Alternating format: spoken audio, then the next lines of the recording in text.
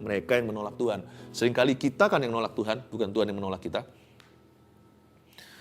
Tapi ada juga orang yang tidak datang ke Tuhan karena dia ragu apakah Tuhan mau bantu dia. Dia bimbang apakah Tuhan peduli dalam hidupnya. Dia nggak yakin kalau Tuhan itu mau, sekalipun kalau Tuhan mampu, apa dia mau menolong seorang cacing seperti aku? Ya, kan aku nggak holy. Ya, kalau sampai kita percaya gituan, berarti kita menerima tuduhan. Itu dari setan. Kata setan, iblis itu artinya pendakwah umat Allah. Nah, kita belum apa-apa, belum datang ke Tuhan, sudah ditolak-tolak, padahal bukan Tuhan yang menolak. Itu roh penolakan, itu roh iblis, itu roh jahat. Tengking dalam nama Yesus, lari ke Tuhan.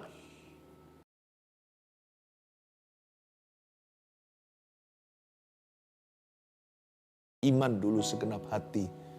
Kami yakin Tuhan, Kau pegang kendali. Thank you.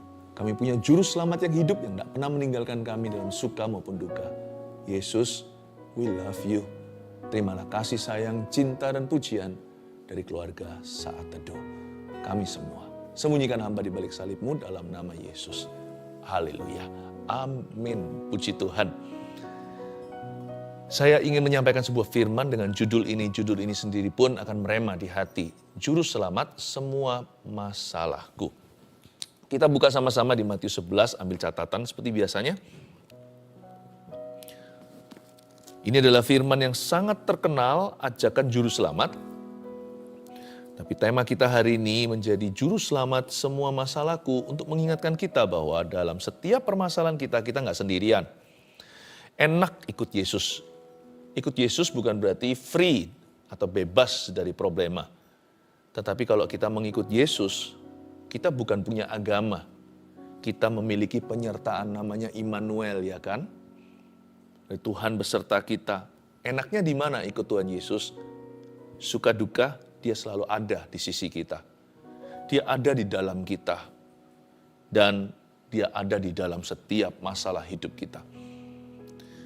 Juru selamat semua masalahku ayat 25, Matius 11 ayat 25, saya bacakan dulu. Pada waktu itu berkatalah Yesus, Aku bersyukur kepadamu Bapa, Tuhan langit dan bumi, karena semuanya itu Engkau sembunyikan bagi orang bijak dan orang pandai, tetapi Engkau nyatakan kepada orang kecil. Ya Bapa, itulah yang berkenan kepadamu. Semua telah diserahkan kepadaku oleh Bapakku, dan tidak seorang pun mengenal anak selain Bapa, dan tidak seorang pun mengenal Bapa selain anak, dan orang yang kepadanya anak itu berkenan menyatakannya. Marilah kepadaku semua yang letih lesu dan berbeban berat. Aku akan memberi kelegaan kepadamu. Pikulah kuk yang kupasang, dan belajarlah padaku, karena aku lemah lembut dan rendah hati, dan jiwamu akan mendapat ketenangan.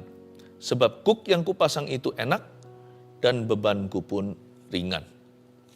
Saya ulangi lagi ayat 25, saya jelaskan. Pada waktu itu, ini waktu apa? Kalau kita baca ayat-ayat sebelumnya, Yesus mengalami penolakan demi penolakan. Ternyata anak Allah, Mesias kita juga mengalami berbagai macam problema. Tapi beliau alami itu lalui untuk kita. Sebagai juru selamat kita, dia sudah dicobai di segala langit. Tiap level kehidupan. Tapi dia tidak berdosa. Yesus tanpa dosa bisa menjadi pengorbanan untuk menghapus dosa kita. Tapi Tuhan Yesus merasakan lapar, merasakan ditampar, merasakan juga dikhianati, merasakan dibenci, difitnah. Tuhan lalui semuanya itu. Bahkan oleh keluarganya sendiri, yang kurang paham akan ministry pelayanan Tuhan waktu itu, mereka seringkali tidak percaya apa yang dia lakukan. Sehingga Yesus pernah berkata, musuh orang itu adalah anggota keluarganya sendiri. Bukan Yesus yang memusuhi. Mereka yang tanpa sengaja, secara tidak langsung memusuhi Yesus. Agak sedikit menghina saudara-saudaranya dari pernikahan Yusuf dan Maria. Mamanya pun sempat tidak memahami pelayanannya. Disuruh pulang segala waktu rumahnya kerumunan orang. Saya ingin untuk kita tahu bahwa Yesus mengalami berbagai masalah. Pokoknya semua masalah yang kita bisa pikirkan dan kita pernah alami dan akan nanti kemudian hari kita hadapi, Yesus sudah makan semua itu. Pada waktu itu, berkatalah Yesus, perhatikan kalimat berikutnya, aku bersyukur kepadamu. Belajarlah dari Tuhan. Di dalam masalah itu masih punya kok sesuatu yang kita syukuri. Minimal kita masih hidup, sekalipun hidup gak enak. Tapi selalu ada sesuatu yang kita bisa syukuri. Minimal nama kita tertulis di kitab kehidupan. Itu ya tak terhingga nilainya. Coba bayangkan value-nya. Kita orang berdosa, celaka, layak masuk neraka. Diselamatkan cuma-cuma, nanti masuk surga. Coba pikirkan, gak jadi ke neraka selama-lamanya. Sampai kapan kita miliaran terima kasih sama Tuhan? Sampai kapanpun tidak akan pernah kita itu bisa membeli karunia ini. Jadi patut kita itu bersyukur dan berterima kasih. Jangan bergembira karena iblis takut kepadamu atau takluk kepada perintahmu. Jangan juga kita bangga akan mujizat yang kita alami. Sebab mujizat terbesar sudah diberi di Kalvari. Hari ini kita sudah diterima. Hari ini kita diangkat menjadi anak Tuhan. Kita punya Bapa di sorga. Udah dianggap anak sendiri padahal orang berdosa gara-gara Yesus dan pengorbanannya. Kita punya juru selamat, Immanuel yang beserta. Aduh, mungkin kita tidak punya segala sesuatu. Mungkin hari ini kehidupan kita mengaduh. Mungkin kita mengalami penderitaan tertentu. Tapi siapa punya Yesus punya segala sesuatu. Meskipun kita belum punya segala-galanya. Tapi kalau kita punya Yesus dan kita dimiliki oleh Yesus, kurang apa lagi? Tak akan kekurangan aku jikalau engkau gembalaku. Yesus berkata gini, ketika Yesus sendiri sebagai anak manusia diuji, aku bersyukur kepadamu, Bapa, Tuhan langit dan bumi. Yesus waktu itu menyebut Bapa di sorga, Bapa, Tuhan langit dan bumi. Dari sini kita pelajari damai sejahtera Yesus dalam menghadapi problema yang beliau sendiri harus lalui gara-gara kita. Bukankah Yesus itu Allah yang menjelma menjadi manusia? Kenapa? So that he can walk. He could walk where we are walking. Supaya dia bisa berjalan di mana kita akan jalani nanti. Supaya dia bisa dicobai di mana nanti kita akan mengalami pencobaan. Supaya dia bisa merasakan semua yang akan kita rasakan kemudian hari atau saat ini. Tapi dia berkata, Bapa, Tuhan, langit dan bumi. Yesus punya rasa aman dalam kasih Bapanya. Ketika Yesus berseru Bapa, dengan kata lain Yesus berkata bahwa Allah peduli. Kalau kita sebut ayah, itu hubungan bukan sebutan. Berarti ada rasa aman bahwa my Father cares for me. Yesus berkata, Tuhan langit dan bumi berarti dia yang maha kuasa. Bapa di sorga. Berarti God is in control atau Allah itu pegang kendali. Apapun masalahmu, ingatlah dua pewahyuan sederhana ini. God cares for you and God is in control in your life. Allah peduli dalam kehidupanmu dan Allah pegang kendali. Belajar dari Yesus. Karena semuanya itu engkau sembunyikan bagi orang bijak dan orang pandai. Hal seperti ini, pewahyuan yang barusan saya sebutkan, nggak bisa kita pelajari di university atau di universitas. Ini bukan, kita nggak bisa pelajari secara intelektual semata-mata. Sebab ini adalah pewahyuan. Hal ini engkau sembunyikan bagi orang bijak dan orang pandai atau orang pintar. Tetapi engkau nyatakan kepada orang kecil. Punya masalah itu biasa. Tapi ketika kita dalam masalah, kita cari Yesus. Ketika dalam masalah, kita datang kepadanya. Luar biasa, itu yang luar biasa. Engkau nyatakan kepada orang kecil. Kita nggak perlu belajar dari buku mana. Cukup firman ini mengatakan, Tuhan mengajak kita untuk datang yang letih lesu dan berbeban. Kalau ada panggilan, sekalipun kita ini tidak layak, kita ini orang kecil, tidak mengerti memahami seluruh isi Alkitab dari Kejadian sampai Wahyu. Tapi kalau Anda dan saya mengikuti dorongan hatimu dan hatiku untuk datang kepada Kristus, datang ke kakinya, menaruh diri di tangannya, itu adalah pekerjaan Roh Kudus. Itu adalah pewahyuan. Orang yang pandai, orang yang pintar, orang yang bijak gak bisa lakukan itu. Karena mereka gak percaya. Tapi kalau kita percaya Tuhan itu ada. Itu Bapa yang memberitahukan. Tidak perlu orang pintar atau orang pandai untuk bisa menemukan. Saya ingin untuk Anda tahu bahwa dalam masalahmu, kalau ada dorongan, ada keinginan, kerinduan di hati ini untuk berdoa, tanggapi itu datangnya dari Tuhan. Kalau ada kehausan untuk mendengarkan firman Tuhan, buka Alkitab atau mendengarkan seperti ini, yaitu saat teduh bersama, ikuti. Itu dorongan hati bukan dari dirimu sendiri. Itu adalah tuntunan Roh Kudus. Tapi aku tidak layak.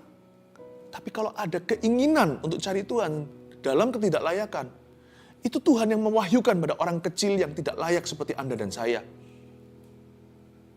Dan kalau kita mendengar firman seperti ini tiba-tiba melompat, kena ke hati, itu bukan rekayasa. Itu Roh Kudus sedang bekerja. Ya Bapa, itulah yang berkenan kepadamu, ayat 26. Semua telah diserahkan kepadaku oleh Bapakku dan tidak seorang pun mengenal anak selain Bapa. Dan tidak seorang pun mengenal Bapa selain anak. Dan orang yang kepadanya anak itu berkenan menyatakannya. Lihat ini semua kata pernyataan, menyatakannya, mengenal, diserahkan kepadaku. Semua ini adalah karya Allah. Tujuan daripada setiap masalah diizinkan di hidup kita adalah supaya kita mengenal anak dan mengenal Bapa. Supaya kita mengenal Bapa yang mengasihi kita, Bapa yang peduli, Bapa yang pegang kendali, dan mengenal Yesus Kristus pengantara antara Allah dan manusia. Anak Allah yang maha tinggi. God the Son. Tujuan semua persoalan bukan untuk menghancurkan kita. Bagi orang yang sudah percaya Yesus, Tuhan memanggil kita sesuai dengan rencananya yang ajaib. Dia bekerja sama dalam segala perkara untuk mendatangkan kebaikan, bukan kehancuran. Tujuan diizinkan masalah di dalam kehidupan kita adalah supaya kita mengenal anak, yaitu Yesus Kristus, juru selamat kita dalam setiap permasalahan hidup yang harus kita hadapi.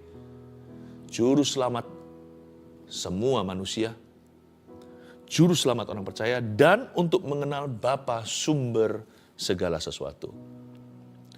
Marilah kepadaku semua yang letih lesu dan berbeban berat. Ini ajakan, invitation, ini undangan. Nggak tebang pilih, nggak pandang bulu.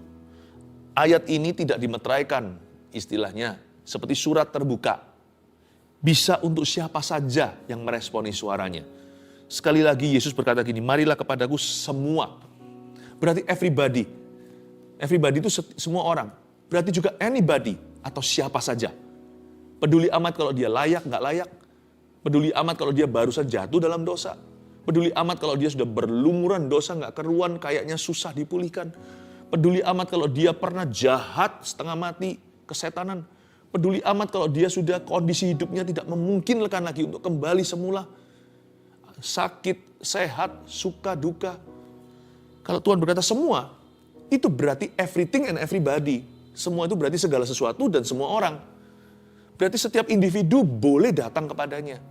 Pintu Tuhan selalu terbuka. Tuhan gak berkata untuk orang ini boleh dibuka, untuk orang itu ditutup. Gak ada perintah gitu. Ini ayat terbuka. Marilah kepadaku semua yang letih lesu dan berbeban berat. Aku akan, bukan mungkin ya, tapi aku akan, bukan aku kemungkinan. Aku akan itu berarti definitif, itu pasti. Aku akan memberi kelegaan kepadamu. Tidak tentu memberikan yang kita inginkan, tapi pasti kelegaan. Sebenarnya terus terang kita pikir ya, kenapa sih kalau kita itu ngalami masalah gak mau datang ke Tuhan? Ada orang yang tidak datang ke Tuhan karena dia rasa dia mampu. Tunggu dulu, gak usah repoti Tuhan. Wah, itu kedengarannya baik hati, kayaknya gak mau ngerepotin. Tapi sebenarnya itu jual mahal. Orang yang berkata, aku gak mau datang ke Tuhan dulu. At least not now, bukan sekarang. Bukannya apa-apa harus datang ke Tuhan dulu ya. Tuhan Alfa kan? Dan Tuhan juga Omega, awal dan akhir. Tapi ada orang berkata, enggak aku gak datang ke Tuhan. Aku masih punya kemampuan. Karena dia merasa diri mampu, punya koneksi, punya uang, punya kedudukan, punya pengaruh, punya kepintaran, kepandaian, titel, gelar, punya pengalaman, udah makan asam garam. Wah, orang yang sudah bukan amatir lagi, tapi sudah expert, sudah ahli. Atau orang yang merasa dirinya bijak, pandai, dan pintar. Marilah kepadaku semua yang letih lesu dan berbeban berat, tidak relevan buat orang-orang yang merasa dirinya sanggup tanpa Tuhan. Makanya mereka menolak datang. Bukan Tuhan yang tolak mereka. Mereka yang menolak Tuhan. Seringkali kita kan yang menolak Tuhan, bukan Tuhan yang menolak kita. Tapi ada juga orang yang tidak datang ke Tuhan karena dia ragu apakah Tuhan mau bantu dia. Dia bimbang apakah Tuhan peduli dalam hidupnya. Dia nggak yakin kalau Tuhan itu mau. Sekalipun kalau Tuhan mampu, apa dia mau menolong seorang cacing seperti aku? Ya, kan aku nggak holy. Ya, kalau sampai kita percaya gituan, berarti kita menerima tuduhan. Itu dari setan. Kata setan, iblis itu artinya pendakwah umat Allah. Nah, kita belum apa-apa, belum datang ke Tuhan, sudah ditolak-tolak, padahal bukan Tuhan yang menolak. Itu roh penolakan, itu roh iblis, itu roh jahat. Tengking dalam nama Yesus, lari ke Tuhan. Tunduklah kepada Allah, lawanlah iblis, maka dia akan lari daripadamu. Ragu. Atau mungkin begini aja sih, orang gak datang ke Tuhan tuh gimana? Karena dia terlalu terpukul. Ada orang tertentu bukannya dia gak mau, dan bukan dia merasa diri mampu, tapi dia sungguh-sungguh lemah imannya. Dia tidak berdaya. Ya, kena pukulan hidup yang besar, kena problema yang dia tidak bisa tangani, kena persoalan yang dia merasa gede sekali atau besar luar biasa. Makanya itu kita perlu saudara seiman. Saya jadi ingat di Perjanjian Lama, kitab-kitab hikmat seperti Pengkhotbah berkata, kalau satu orang tidur sendiri, dia bisa kedinginan, dua orang bisa saling memanaskan. Tali tinggal 3 lembar, susah diputuskan. Kalau hanya satu saja, gampang patah. Coba pikirkan, pada waktu kita nggak datang ke Tuhan karena apa? Ada orang yang ketika ngalami masalah, udah langsung give up. Memang masalahnya besar, tapi dia belum tahu potensi Allah dalam hidupnya. Orang yang seperti ini butuh bantuan saudara seiman. Besi menajamkan besi, saudara seiman menguatkan satu dengan yang lainnya. Saya juga nggak bisa sendiri kok. Saya punya tim yang luar biasa. Orang-orang yang setia. Kita nggak bisa sendirian. Ayo, jangan kita menjadi domba yang berada di pinggiran, jauh dari kawanan. Kalau Anda belum tertanam di mana-mana, cari gereja. Gereja nggak sempurna, saya tahu. Tapi di dalam gereja yang benar akan saling menyempurnakan. Saya dorong Anda ya, di tempat kami ada CG namanya. Kalau Anda mau bergabung juga, nanti tulis aja di formulir. Itu pendaftaran CG nanti kan ada di setiap platform media kami. Saya dorong Anda untuk sungguh-sungguh cari community. Karena ada orang kena masalah langsung hilang. Ini juga masalah kita. Kita izinkan problema kita menjadi titik cerai kita sama Tuhan. Yesus itu bisa bantu aku sampai kilometer sekian. Lebih dari ini, bye-bye Yesus.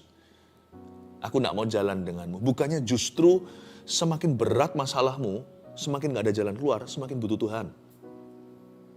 Malah justru ada ayat begini kan, Rasul Paulus menulis di Roma pasal 8. Siapa bisa memisahkan kita dari kasih Kristus? Maut, pedang, roh jahat, apa yang di bumi, atau yang di bawah bumi, atau yang di langit, atau penderitaan, atau ketelanjangan, atau kelaparan. No, dia berkata, tidak.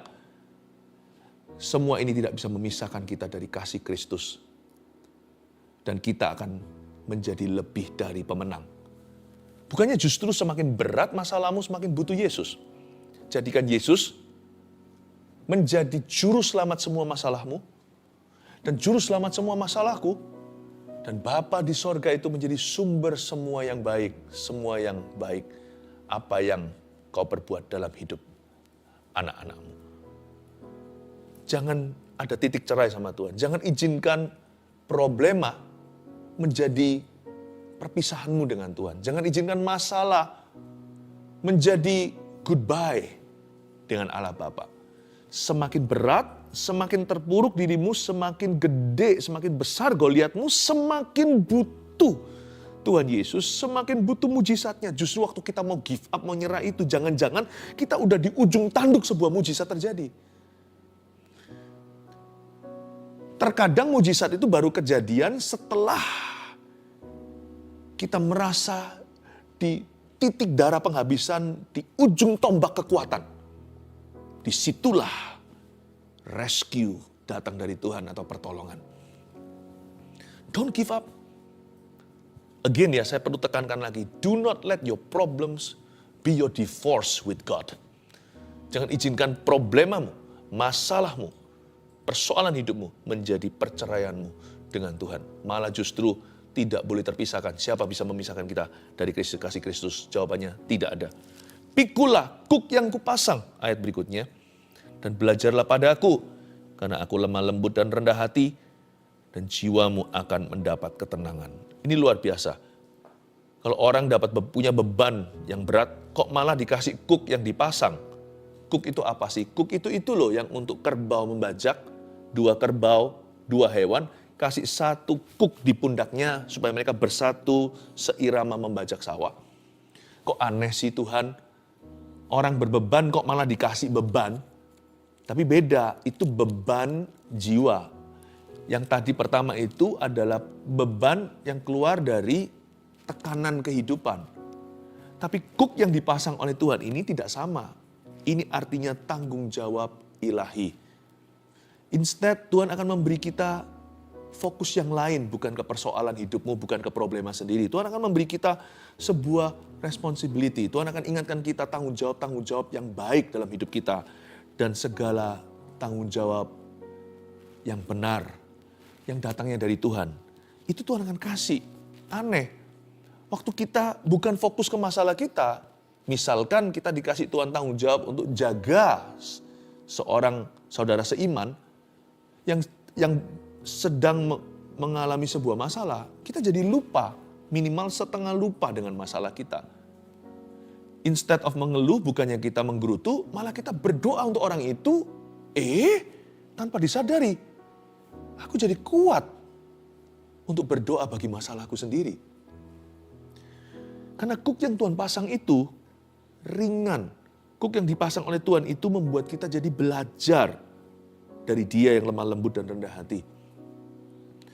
Tuhan kalau mau solve atau menyelesaikan masalah kita, nggak tentu harus dengan langsung menyelesaikan masalah kita. Terkadang Tuhan mau selesaikan masalah kita dengan membawa kita dulu pikiran dan hati keluar dari masalah hidup kita. Tuhan kasih kita beban ilahi yang datangnya dari atas dan untuk tujuan lebih tinggi. Dan ternyata itu justru mendatangkan ketenangan. Orang yang cari ketenangan malah berakhir dalam kecemasan. Overthinking, anxiety. Tapi orang yang mencari Tuhan malah beroleh ketenangan. Sekalipun Tuhan tidak tentu langsung address atau bicara tentang masalahnya, Tuhan kasih dia beban after beban untuk orang lain, berdoa untuk sesama.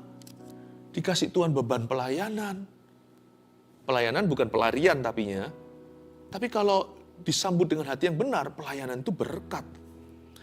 Malah dikasih kekuatan. Dan kuk itu waktu dipasang pertama-tama, dia hanyalah berat di depan. Tapi lama-lama kita terlatih ototnya. Coba lihat itu kerbau pembajak sawah. Itu beda dengan wagyu yang dimakan, yang dipijit-pijit itu, teknologi yang dikasih minum, makan yang paling berkualitas. Tujuannya kan disembelih, supaya dagingnya marblingnya kelihatan, supaya dagingnya itu seperti marmer gitu. Wah, fatty, penuh dengan lemak. Itu yang mahal. Tapi kerbau yang dikasih kuk untuk membajak, bukan lemak. Yang ada adalah otot-otot semuanya. Coba kita tukar tempat. Yang wagyu suruh membajak sawah dengan kuk itu. Mati dia. Belum sampai membajak sawah tengah jalan, dia nggak kuat. Tapi yang kerbau dimasak nggak enak. Dagingnya terlalu keras. Apa maksudnya? Kalau kita pasang kuk Tuhan, kita nggak jadi dimasak. Justru kuat mengangkat beban. Aneh ya. Beban kasih ringan, tambah sakit-sakitan. Dikasih beban dari Tuhan, dikasih kuk dari Tuhan Yesus, malah otot rohaninya keluar semua, jadi gagah perkasa. Jiwaku akan mendapat ketenangan. Lalu ayat 30, sebab kuk yang kupasang itu enak. Dan bebanku pun ringan. Terus terang, kuk tidak pernah ringan. Bukan kuknya yang jadi enteng, tapi kitanya yang tambah kuat. Perbedaannya di sana. Bukan kalau kita lihat, zaman sekarang di metropolitan nggak kelihatan. Tapi kalau kita pergi ke desa atau pedesaan, kita akan melihat kan, sekali-kali kita beruntung melihat ada petani membajak sawah dengan kerbaunya. Kayaknya enteng ya, coba diangkat, itu berat. Itu enteng karena kerbaunya kuat.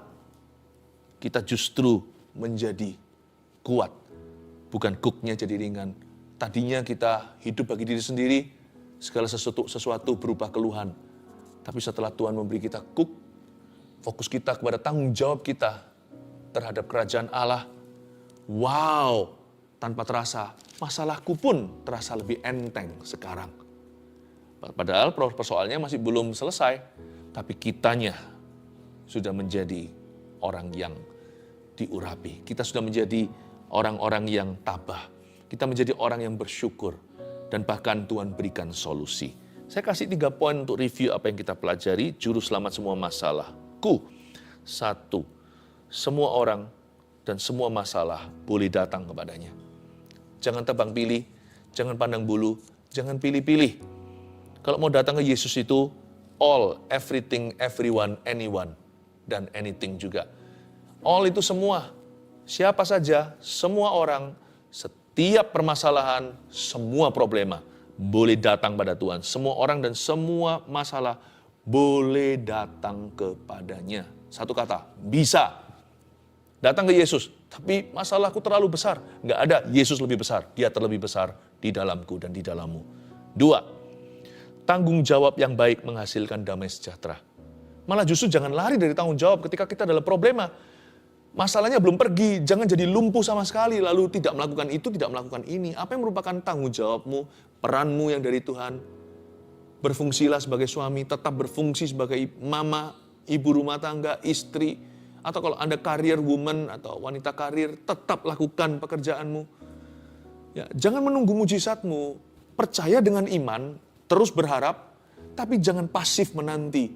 Lakukan bagianmu. Sebagai anak, sebagai orang tua, sebagai ayah, sebagai pendeta, sebagai pengusaha. Sebagai apapun juga. Kalau Anda diberi tanggung jawab sama Tuhan, itu kuk yang ringan. Bukan enteng maksudnya, tapi justru gara-gara kita fokus lakukan tanggung jawab kita, kita jadi tabah menghadapi masalah. Coba lihat ya, aneh. Orang yang tidak pernah hidup untuk siapa-siapa, ketika dapat masalah, lemes dia kena virus problema. Tapi kalau orang itu hidup untuk seseorang, misalkan seorang mamah, badan gak enak, tapi karena dia harus jaga anaknya. Jadi dia mengapi-apikan diri, dia jadi kuat beribu-ribu kali. Demi apa? Demi rumah tangganya. Karena mereka masih membutuhkan dia. Anak-anaknya masih kecil. Maka sekalipun ibu tersebut mungkin lagi flu, ya, tapi dia tetap akan usahakan untuk berfungsi. Ya. Meskipun pakai masker, dia lakukan semua tugas-tugas rumah tangganya. Karena anak-anaknya masih memerlukan dia, suaminya akan pulang kerja. Coba lihat, orang yang hidup untuk orang lain dapat kekuatan.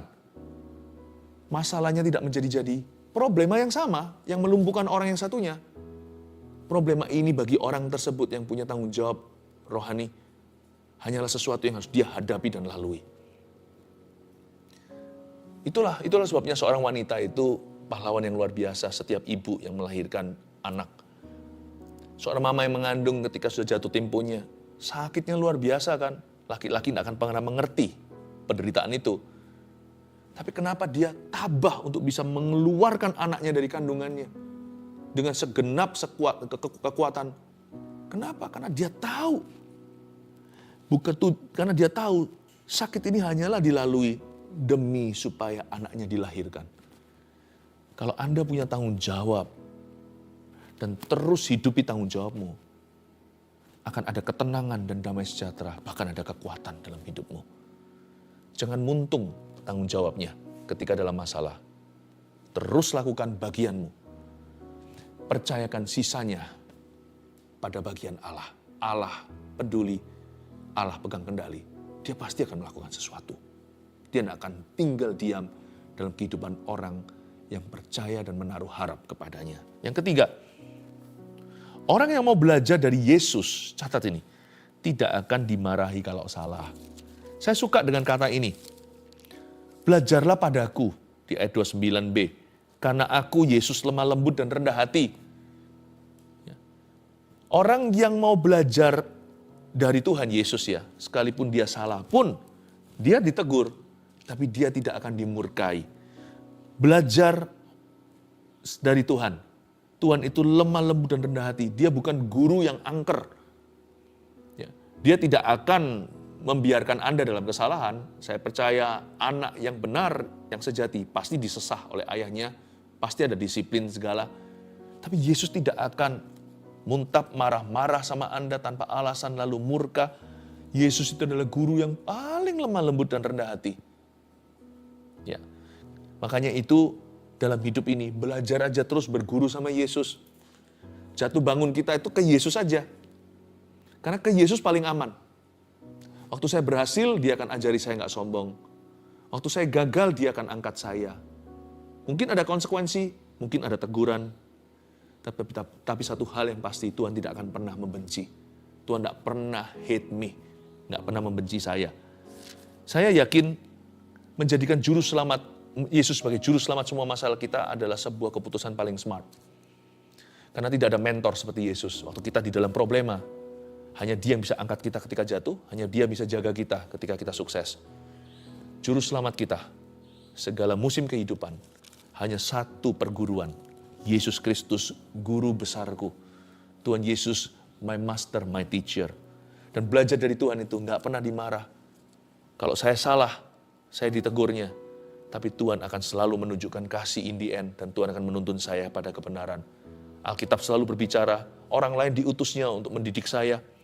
Pengalaman hidup pun akan banyak shaping me atau membentuk atau akan mengajar saya.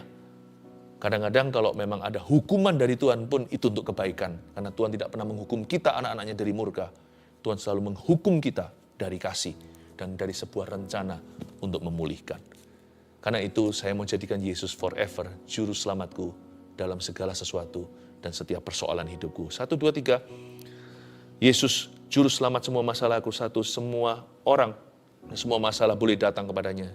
2, tanggung jawab yang baik dalam hidup kita menghasilkan damai sejahtera. 3, orang yang mau belajar dari Yesus, sekalipun gagal, tidak akan dimarahi kalau salah. Tuhan akan menuntun kita ke dalam kebenaran. Mari kita mengangkat tangan kita, domba-domba Kristus yang dikasihi, setiap umat pilihan Allah, putra-putri sorga. Terimalah berkat dari Allah Bapa, Putra, Roh Kudus, juru selamatmu yang satu, juru selamat kehidupan dan semua masalah kita. Yesus Kristus mencintaimu. Dalam nama Yesus, terima damai sejahtera. Haleluya. Amin.